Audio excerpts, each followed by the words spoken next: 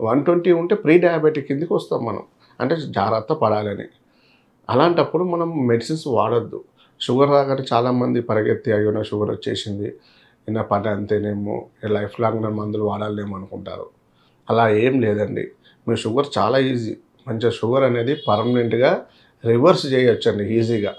అది మన మీద ఆధారపడి ఉంటది.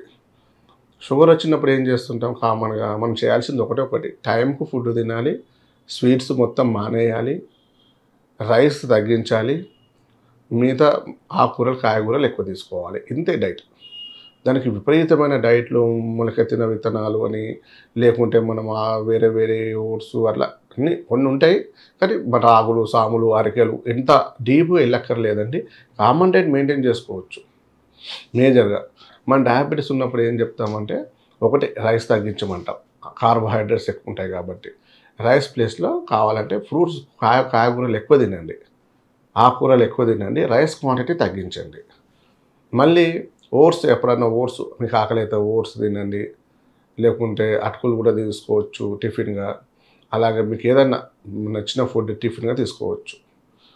అలా మెయిన్‌గా ఏందంటే జొన్నలు మంచిదండి. జొన్నలు ఎక్కువగా తీసుకోవచ్చు.